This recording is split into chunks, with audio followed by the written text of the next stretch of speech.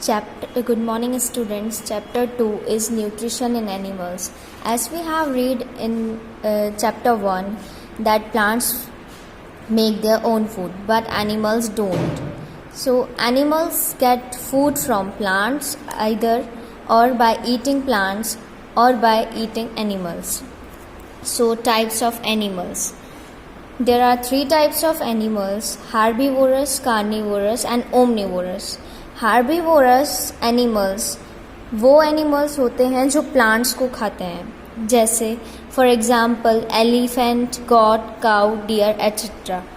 Second is carnivorous, वो animals जो दूसरे एनिमल्स को खाते हैं, अपना फूड दूसरे एनिमल्स को खाकर बनाते हैं, जैसे कि tiger, lion, lizard etcetera. And third is omnivorous. Omnivorous वो एनिमल्स होते हैं जो ग्रास भी खाते हैं, जो प्लांट भी खाते हैं और एनिमल्स को भी खाते हैं. हार्बीवोरस जो सिर्फ प्लांट्स को खाते हैं, कार्निवोरस जो एनिमल्स को खाते हैं और ओमनीवोरस जो एनिमल्स को भी खाते हैं और प्लांट्स को भी खाते हैं. For example man, dog, crow etcetera. Then the process of nutrition in animals.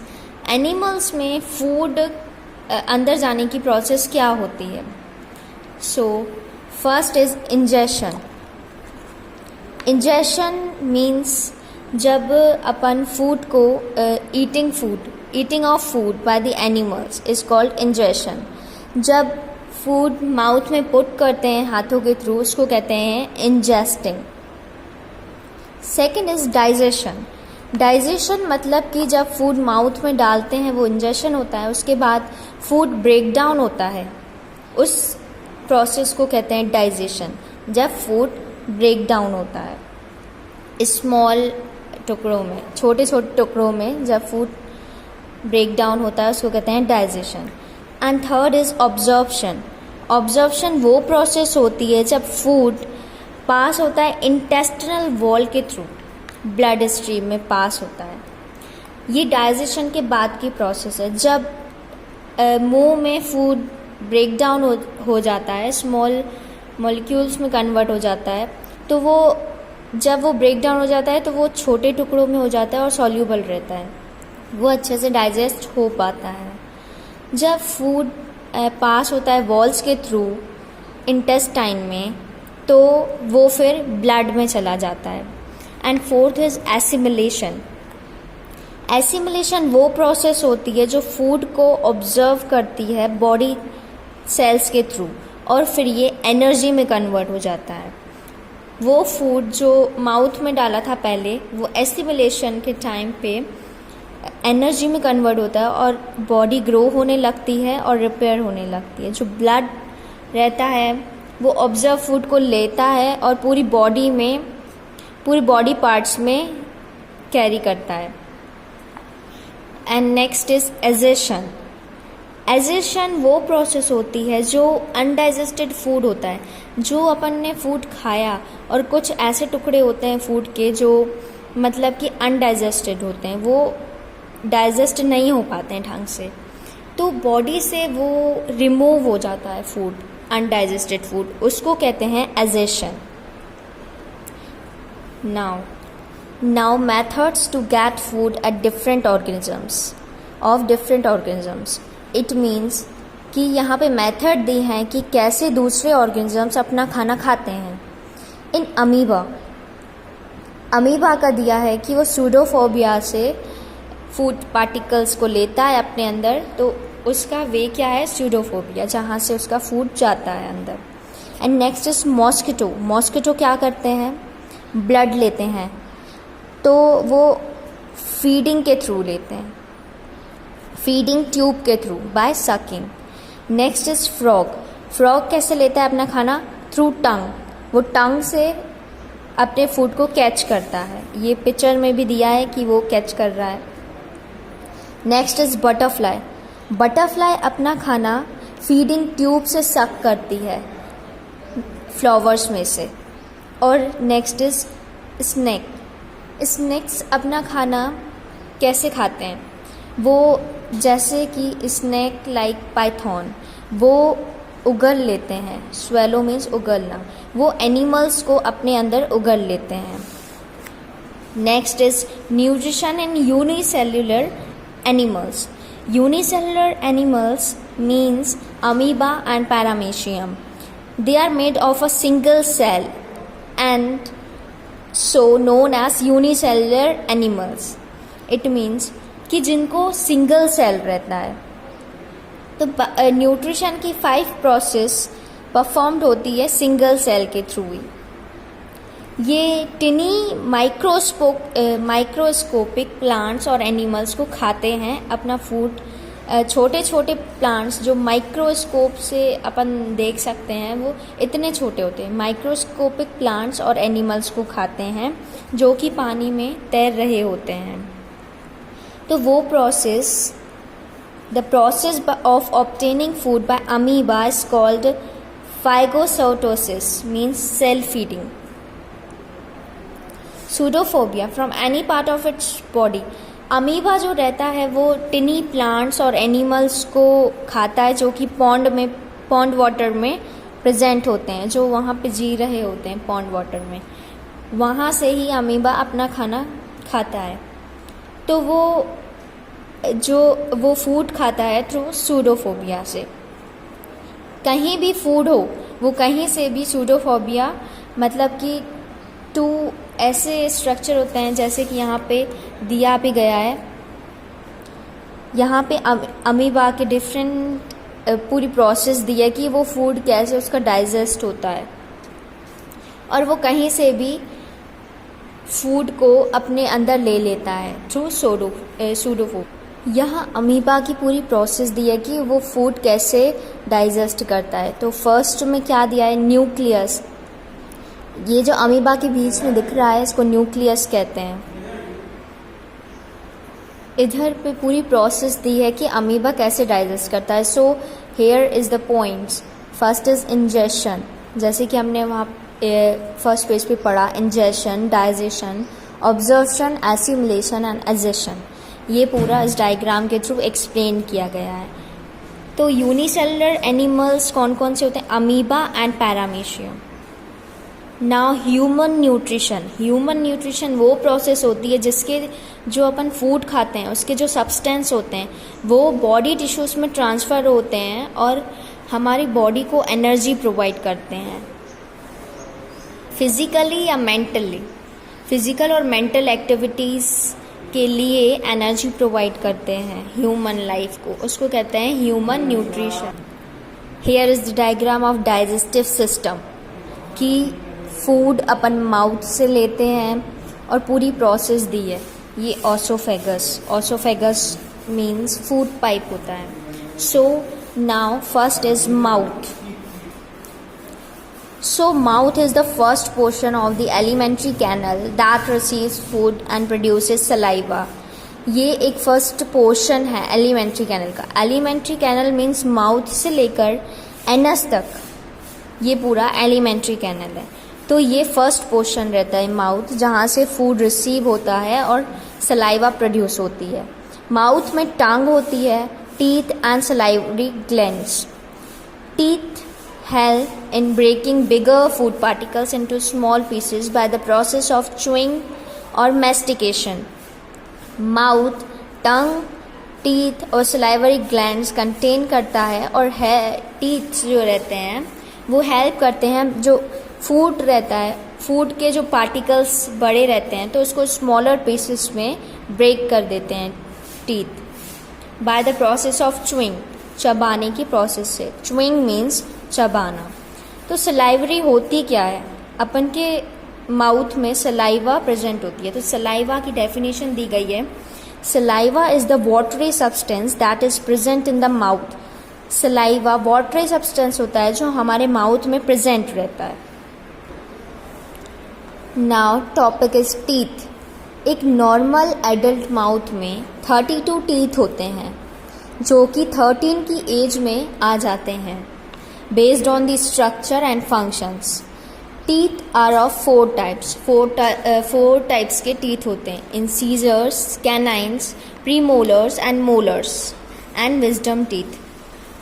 Incisors total 8 teeth होते हैं माउथ में. This is incisor teeths. यहाँ पे पॉइंट आउट किया गया है डायग्राम में. इंसीजर्स ये होते हैं, कैनाइन ये होते हैं, ये होते हैं प्री मोलर्स, और these 3 are molars. So incisors क्या होते हैं? जो 4 टीथ रहते हैं अपर और लोअर जॉ में, मिडल मोस्ट, बीच में जो 4 टीथ रहते हैं ये होते हैं incisors. Now canines pointed teeth होते हैं, लाइक वेम्पायर टीथ, जो कि इंसीजर्स के बाद होते हैं. So then premolars total 8 teeth होते हैं बिटवीन कैनाइन्स एंड मोलर्स. ये जो कैनाइन्स रहते हैं, जो नुकीले दांत रहते हैं, और जो मोलर्स रहते हैं उनके बीच में जो रहते हैं वो रहते हैं प्रीमोलर्स. देन मोलर्स भी टोटल 8 टीथ होते हैं. ये फ्लैट टीथ होते हैं और माउथ में बहुत रियर होते हैं, बहुत कुछ होते हैं. ये फूड को खाने में हेल्प करते हैं. Now wisdom teeth last stage में आते हैं, एज ऑफ 18 की एज में आते हैं ये विजडम टीथ. ये लास्ट में आते हैं और स्ट्रॉन्ग रहते हैं बहुत. Now next topic is temporary milk teeth and permanent teeth. Milk teeth temporary होते हैं, मीन्स वो आते हैं फिर वो परमानेंट टीथ के थ्रू फिर वो इरप्ट हो जाते हैं. मीन्स वो तब तक रहते हैं जब तक परमानेंट टीथ नहीं आ जाते. टेम्पररी मिल्क टीथ मतलब कि जो एक एज लिमिट होती है तब तक रहते हैं, फिर वो परमानेंट टीथ आ जाते हैं जो नहीं टूटते हैं. तो यहाँ पे दिया गया है, जब बच्चा बॉर्न होता है उसके बाद जो फर्स्ट सेट ऑफ टीथ होता है, उसको जब फर्स्ट सेट ऑफ टीथ होता है वो होता है टेम्पररी टीथ. टेम्पररी टीथ को बेबी टीथ, मिल्क टीथ भी कहा जाता है और डेसिडियस टीथ भी कहा जाता है, जो कि ह्यूमंस में डेवलप होते हैं. ये अर्ली एज में डेवलप होते हैं टेम्पररी टीथ, और डेवलप होते हैं फिर वो एक एज होती है जिसमें वो हट जाते हैं. ये माउथ में विजिबल होने लगते हैं जब बच्चा होता है. और टेम्पररी टीथ कितने होते हैं? 20 मिल्क टीथ होते हैं. बच्चे के माउथ में 20 मिल्क टीथ होते हैं जो कि परमानेंट टीथ के थ्रू रिप्लेस्ड होते हैं एट द एज ऑफ 6 की एज में परमानेंट टीथ आ जाते हैं. 6 की एज के पहले जो टीथ होते हैं वो पूरे मिल्क टीथ होते हैं. परमानेंट टीथ कितने होते हैं? Total 32. Temporary teeth 20 milk teeth होते हैं और परमानेंट टीथ 32 होते हैं. Now next topic is tongue. Tongue is a muscular organ in the mouth. The tongue is covered with moist pink tissue called mucosa. जो टंग में पिंक टिश्यू रहते हैं उसको कहते हैं म्यूकोसा. और टंग में 4 टाइप्स के टेस्ट रहते हैं, सॉल्टी, सोर और बिटर. ये जो एंड में लाइट ग्रीन कलर है ये यहाँ पे बिटर टेस्ट फील होता है, बिटर टेस्ट कर पाते हैं. और यहाँ पे सॉल्टी, ये जो स्किन कलर का है दोनों साइड यहाँ पे सॉल्टी टेस्ट का टेस्ट आता है. और सबसे फर्स्ट में जो ये पिंक कलर है यहाँ पे स्वीट. यहाँ पे जो कोई भी अगर मीठी चीज़ खाते हैं तो वो टेस्ट यहाँ पे आता है. तो ये 4 टाइप्स के टेस्ट रहते हैं टंग में. नाउ ओसोफोगस फूड पाइप रहता है. जब अपन खाना खा लेते हैं, जब डाइजेस्ट होता है, जब ब्रेक डाउन होता है मुंह में, डाइजेस्टिव की प्रोसेस होती है, तो वो फूड ओसोफोगस के थ्रू अंदर जाता है. तो ओसोफोगस को फूड पाइप कहा गया है. It is a part of the digestive system which is sometimes called the gastrointestinal tract, GI tract. ये वो पार्ट रहता है डाइजेस्टिव सिस्टम का जो कुछ टाइम जो कभी कभी गैस्ट्रोइंटेस्टिनल ट्रैक्ट भी कहलाया जाता है. The oesophagus is a muscular tube about 25 centimetre long. ये फूड पाइप 25 सेंटीमीटर लॉन्ग होता है. It connects your mouth to your stomach. ये माउथ से लेकर स्टमक तक कनेक्ट रहता है. जब when you swallow food, the walls of the esophagus is squeezed together. This moves the food down the esophagus to the stomach. जब अपन food को सेलो करते हैं, अंदर की तरफ लेते हैं, जो एसोफेगस की वॉल्स रहती हैं वो फूड को स्क्वीज़ कर लेती हैं एक साथ मिलके, ताकि जो फूड है वो फूड पाइप में आ जाए और इस स्टोमक तक पहुंच सके. नाउ स्टमक क्या रहता है? एसोफेगस के बाद स्टमक आता है. ये भी मस्कुलर ऑर्गन होता है जो कि लेफ्ट साइड में रहता है. ये stomach receive food from the oesophagus. Oesophagus से ये फूड लेता है, स्टमक में आता है. ये यहाँ पे डायग्राम में बना हुआ है. जब फूड एसोफेगस के एंड में आ जाता है फिर वो स्टमक में चला जाता है. उसको वो मस्कुलर वेल्व को कहते हैं lower oesophageal sphincter. The partially digested food from the stomach goes into the small intestine.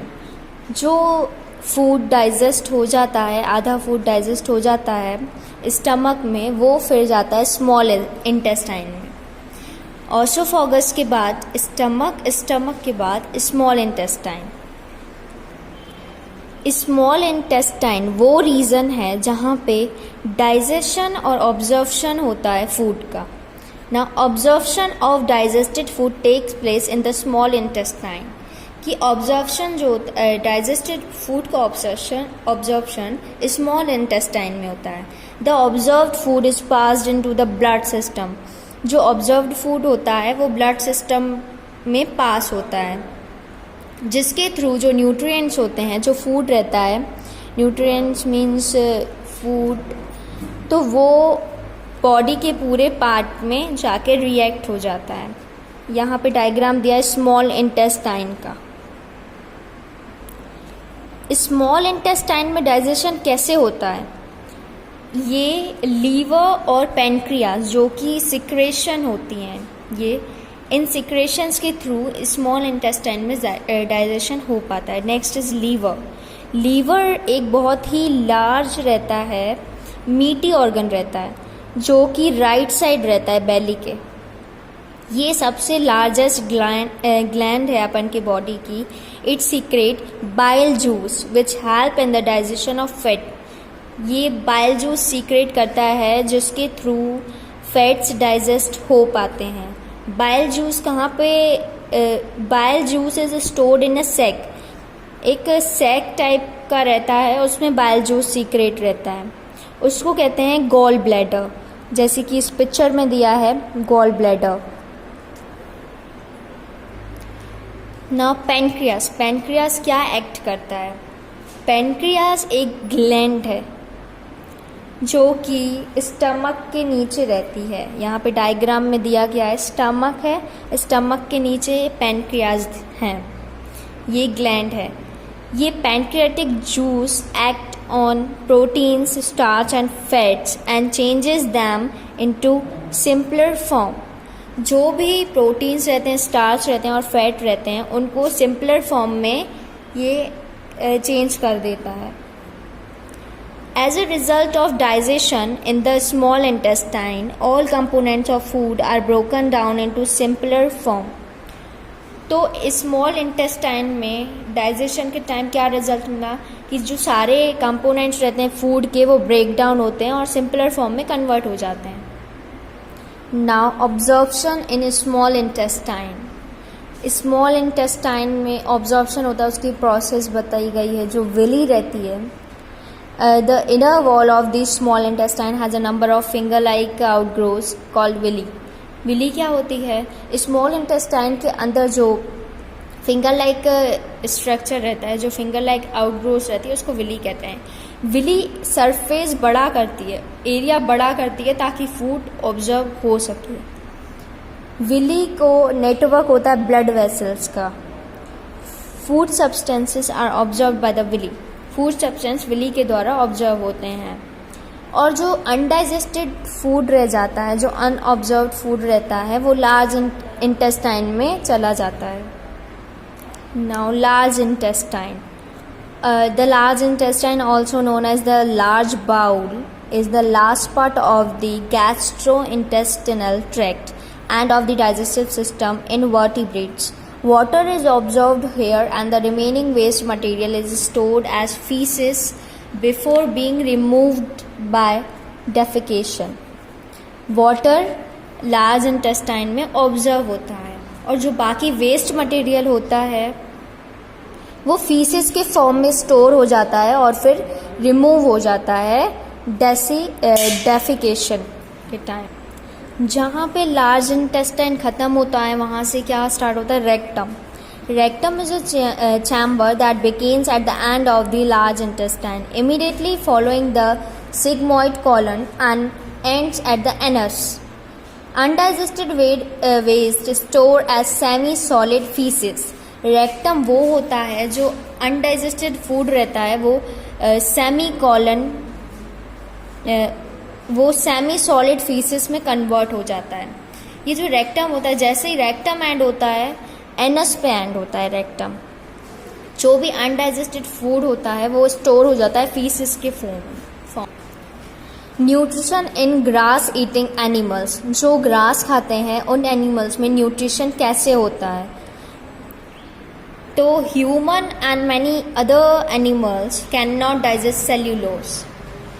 एक grass and rich in a specific carbohydrates called cellulose. Grass में सेल्यूलोज प्रेजेंट होता है. जो नॉर्मल ह्यूमंस रहते हैं और जो दूसरे एनिमल्स रहते हैं वो सेल्यूलोज को डाइजेस्ट नहीं कर सकते, इसलिए कुछ एनिमल्स ऐसे होते हैं बस उन्हीं को ही सेल्यूलोज जो ग्रास ईटिंग एनिमल्स रहते हैं उनको ही यूनिक मेथड होती है सेल्यूलोज डाइजेस्ट करने की. हमने नोटिस भी किया है जो ग्रास ईटिंग एनिमल्स होते हैं continuously chewing their food even when they are not eating. जो ग्रास ईटिंग एनिमल्स होते हैं जैसे काऊ, हमने देखा है कि काऊ नहीं खा रही होती है कुछ, फिर भी वो चबाती रहती है.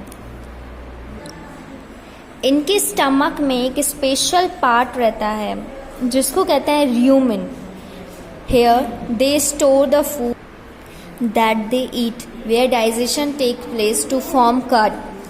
जहाँ पे डाइजेशन होता है और फिर वो कर्ड के फॉर्म में कन्वर्ट हो जाता है. This curd returns as a small lumps to the mouth from time to time on which the animals chews on. This entire process is not rumination and such animals are known as ruminants. इसका मतलब ये है जो भी ये animals grass eating animals रहते हैं वो जो भी खाते हैं तो वो एक स्मॉलर लम्प्स के फॉर्म में मुंह में आता है. छोटे छोटे टुकड़े आते हैं फूड के मुंह में, बीच बीच में आते रहते हैं टाइम टू टाइम जब एनिमल चबा सके और फिर वो चबाते रहते हैं. ये सारी जो प्रोसेस होती है इसको कहते हैं र्यूमिनेशन. और जो भी ग्रास ईटिंग एनिमल्स होते हैं इन एनिमल्स को कहा जाता है ruminants. Now digestive system of ruminants. Ruminants का डाइजेस्टिव सिस्टम कैसा रहता है, वो अपना खाना डाइजेस्ट किस तरह से करते हैं वो पूरी प्रोसेस यहाँ पे दी गई है. Ruminants have a very special type of digestive system, a four-chambered stomach and a peculiar characteristics of the animals. 4 chambers रहते हैं उनके स्टमक में.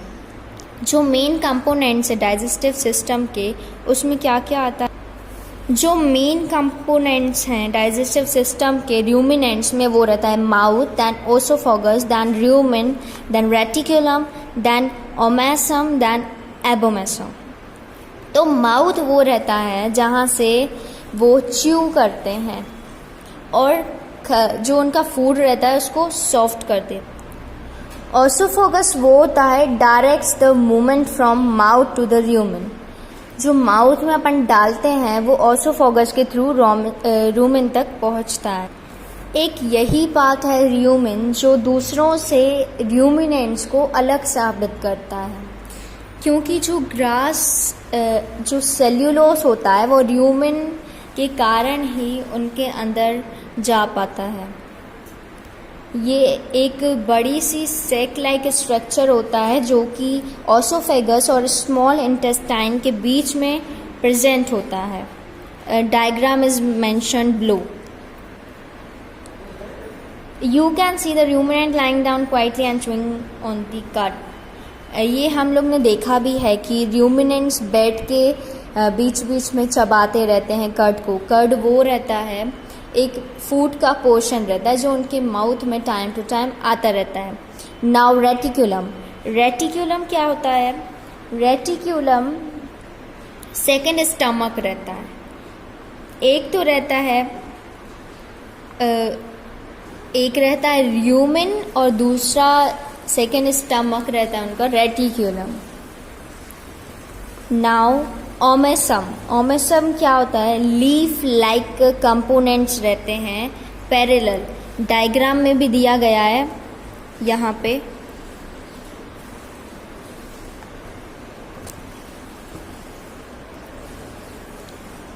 यहाँ पे दिया गया है कि ये दोनों साइड पैरेलल लाइंस बनी हुई हैं। ये लीफ लाइक कंपोनेंट्स रहते हैं रफ सरफेस पे।